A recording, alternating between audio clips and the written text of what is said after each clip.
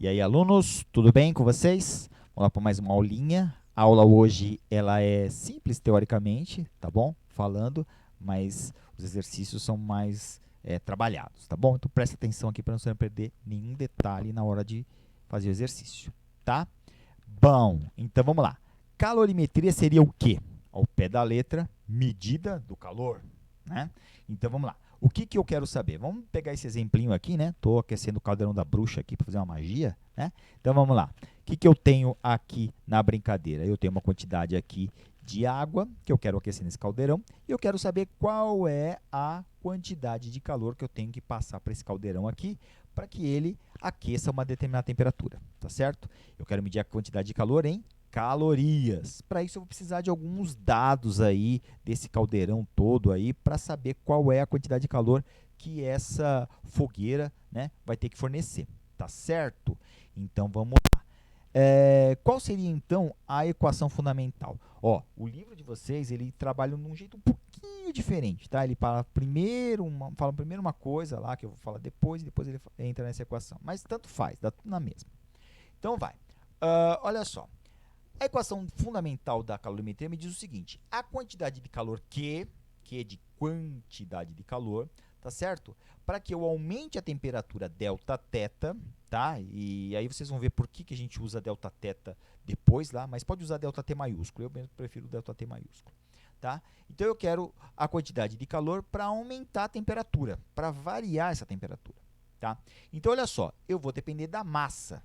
Pensem assim, né? Tá no caldeirão, eu tenho uma determinada quantidade de água. Se eu dobrar a quantidade de água, eu vou precisar do dobro da quantidade de calor. Percebe? Para aquecer. E mais ainda, nós temos a dependência aqui com outro cara aqui, que é esse C minúsculo. Quem seria esse C minúsculo? Esse C minúsculo é o chamado calor específico, tá? Então, cuidado aqui também, né, com os nomes. Que é a quantidade de calor em calorias. E esse C minúsculo aqui é o calor específico. O que seria exatamente o calor específico? Tá? O calor específico, como o próprio nome diz, ele é específico. Tá? Ele é de uma determinada substância. Ele é de uma determinada substância, ele é de um estado físico, aqui no caso a água, né? Água e gelo é a mesma substância, mas estado físico diferente. Então, cada matéria, vamos dizer assim, vai ter o seu calor específico diferente, tá bom? Então tem água, gelo aqui com valores diferentes. E vamos olhar lá.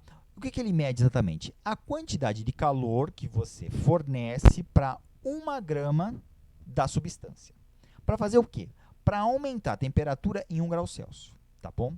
Então veja, eu tenho que fornecer uma quantidade em calorias para que 1 grama aumente 1 grau Celsius.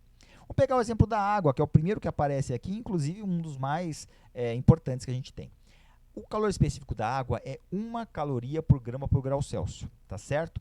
Ou seja, vamos pensar que se eu pegar 1 grama de água, 1 grama de água é um cubinho assim, né? Um dadinho de um centímetro por um centímetro por um centímetro, tá? Pensando na densidade dele. E aí, para esse dadinho, eu quero aumentar a temperatura em 1 grau Celsius, eu preciso fornecer o quê? 1 caloria para ele, tá certo? 1 caloria. Bom, e aí, portanto, né, você consegue perceber que o valor, né, é redondinho, 1,00. Nossa, que coincidência, né, professor? Na verdade, não. A unidade de medida caloria foi criada exatamente para isso, para que o calor específico da água fosse esse valor assim tão redondinho, né? Então vocês percebem, uma coisa tão importante, né? Caloria é uma coisa, né? Qualquer pessoa que faz regime ou vê rótulo de alimento vai verificar lá a quantidade de calorias e tudo mais. Então você vê, isso tudo vem exatamente dessa noção de calor específico, tá? Então vamos lá. Se eu quiser aumentar a temperatura, vamos tentar lembrar que a variação da temperatura, né, o ΔT ou ΔT, é a temperatura final menos a temperatura inicial, tá? Então, se eu quiser aumentar a temperatura, eu vou querer que essa temperatura final seja maior que a temperatura inicial. E, portanto, essa diferença aqui entre temperaturas deve ser um valor o quê? Positivo. E assim, a quantidade de calor que eu tenho é positiva também. Vamos tentar verificar aqui ó, que a quantidade de calor depende diretamente da variação de temperatura. Se a variação de temperatura é positiva, a quantidade de calor também é positiva. Bom, maravilha. O mesmo acontece de forma diferente, de forma reversa, vamos dizer assim, para a diminuição da temperatura. Então, nesse caso, a temperatura final ela é menor que a temperatura inicial. Portanto, essa variação da temperatura é negativa, tá certo? A variação da temperatura é negativa. E, portanto, a quantidade de calor também vai ser negativa. Também vai ser negativa, tá certo? Então, olha só, tá? Muito importante isso daqui, né? Para quem vai pensar assim, calor negativo. Ó, professor, calor negativo é frio. Não, calor negativo é aquele calor que você retirou do corpo. Calor positivo é o quê? Aquele calor que você forneceu para o corpo. Mas calor é aquela medida, né, de energia em trânsito, né? Bom, vamos lá. E o que é capacidade térmica de um corpo? A capacidade térmica é um termo que eu adoro, tá certo? Ele, historicamente, é uma das poucas coisas que ficaram da época lá do calórico, né? Que era aquela coisa, né, de ser um fluido, né, que passa de um corpo para o outro. Tá. Então, capacidade, pensa nisso, né? Porque você tem garrafas de tamanhos diferentes e, portanto, tem capacidades diferentes, tá? Volume e capacidade, ele tem, sob um certo sentido, são sinônimos. Então, olha só que legal, né? Um corpo que tem maior capacidade térmica, tá certo? Ele, entre aspas, guarda maior quantidade de calor. Tá certo? Depois a gente vai brincar um pouquinho, fazer um trabalhinho com isso daqui. Tá? Então, se ele guarda uma quantidade maior de calor, entre aspas, de novo, porque calor não se guarda. Tá certo?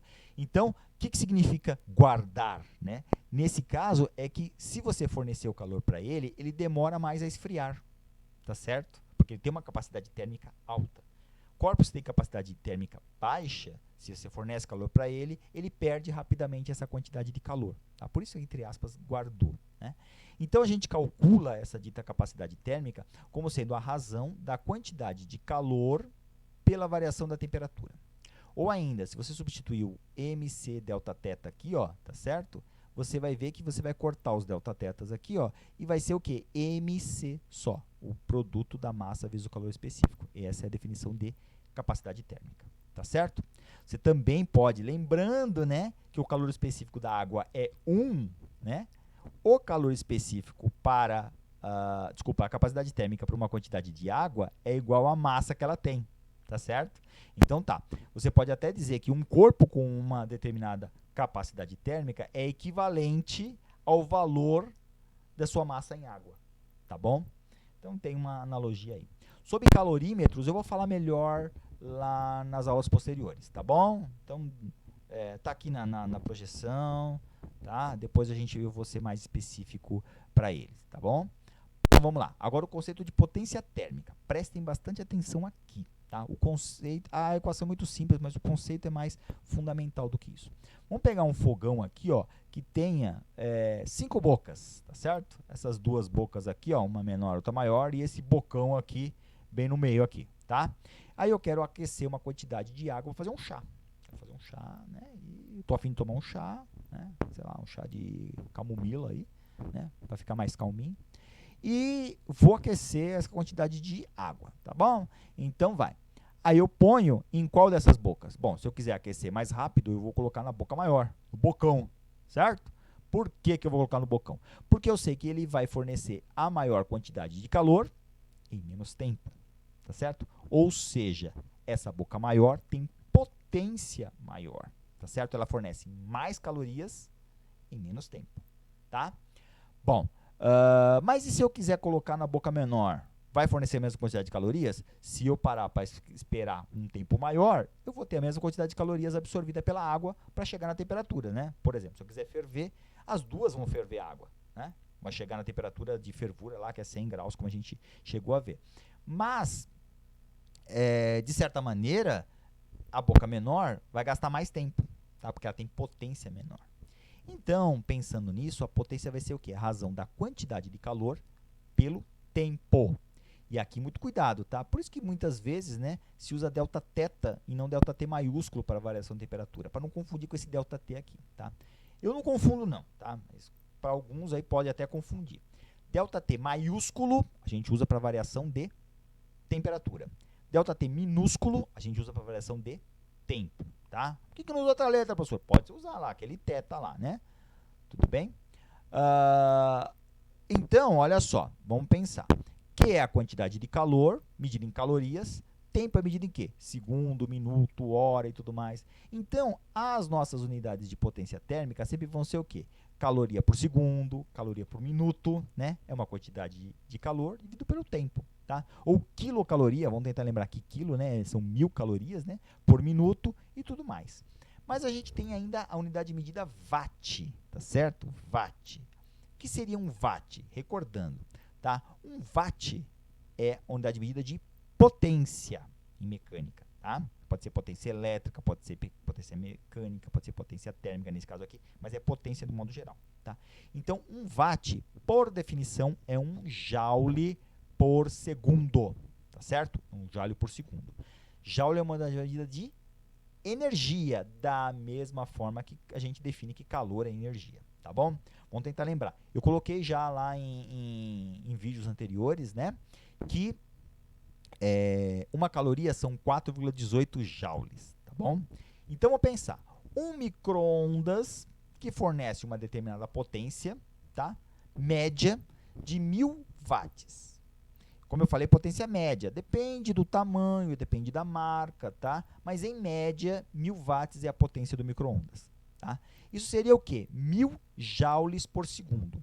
Lembrando que uma caloria são 4,18 joules, eu vou pegar esse valor aqui de 1000, dividir por 4,18, eu vou ter quanto? 239 calorias por segundo. Esse deve ser o quê?